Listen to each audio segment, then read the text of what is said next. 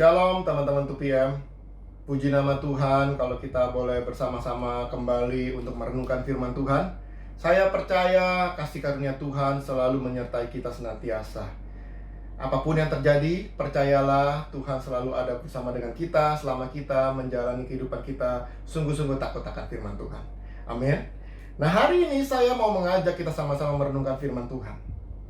Tahukah teman-teman, di dalam kehidupan seorang Kristen, bahwa setiap hari adalah medan pertempuran, di mana kita bertempur bukan melawan darah dan daging, bukan melawan orang, bukan melawan manusia, tetapi melawan tipu daya muslihat iblis, melawan tipu daya muslihat dunia ini, teman-teman.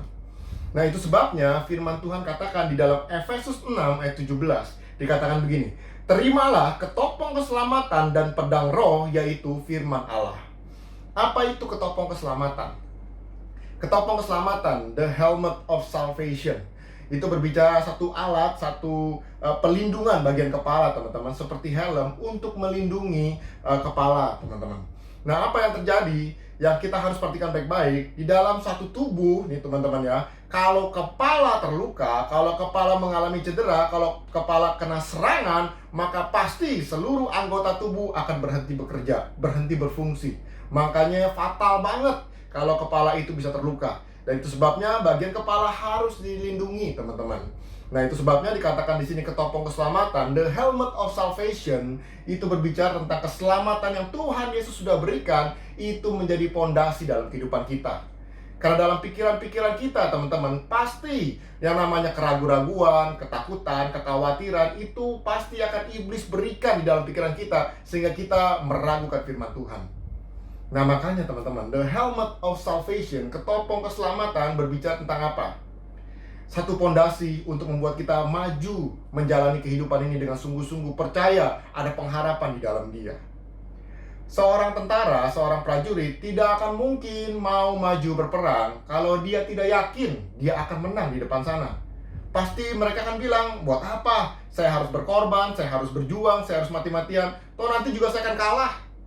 Nah, itu sebabnya kita harus mengerti baik-baik nih, kalau di depan sana ada kemenangan, di depan sana Tuhan Yesus sudah memberikan keselamatan buat kita semua. Itu sebabnya kita harus jalani kehidupan dengan sungguh-sungguh. Itu semua harus kita taruh di dalam apa? Pikiran kita, teman-teman. Setiap keputusan-keputusan yang harus kita ambil, kita harus berlandaskan dengan atas firman Tuhan. Karena kita sudah diselamatkan, maka kita berjalan dan menjalani kehidupan ini di dalam keselamatan yang Tuhan Yesus sudah berikan, yaitu sungguh-sungguh sesuai dengan firman Tuhan. Itu harus dilindungi dalam kepala kita, teman-teman, supaya kita mampu melawan segala keraguan-raguan, kekhawatiran yang dunia ini berikan. Dan selanjutnya dikatakan apa, teman-teman? Dikatakan adalah pedang roh, yaitu firman Allah.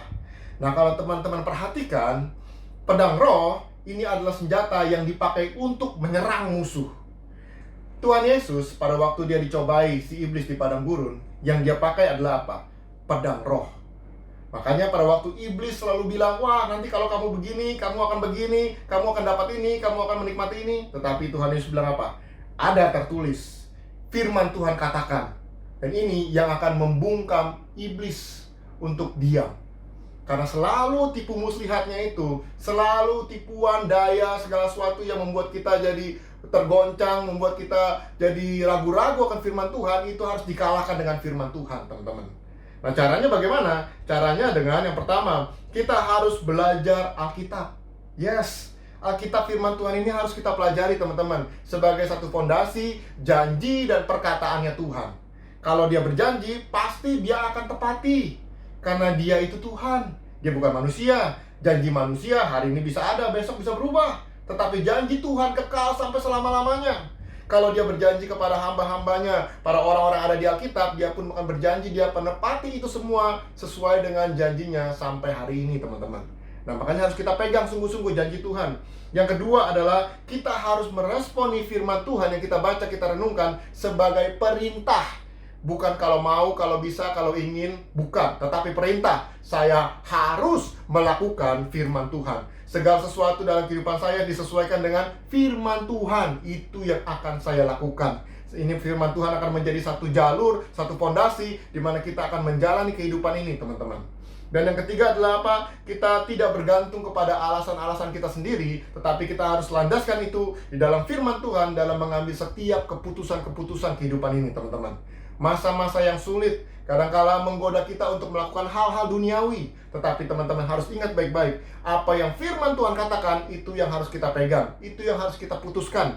Sekalipun mungkin gak enak, sekalipun mungkin harus berkorban, sekalipun mungkin harus menyangkal diri kita sendiri, tetapi kalau itu firman Tuhan, itu yang harus kita pegang, teman-teman. Amin.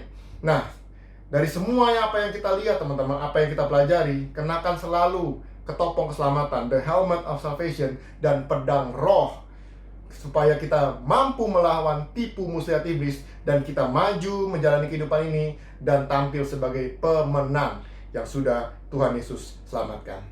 Haleluya, puji nama Tuhan. God bless you, teman-teman Tupi yang semua.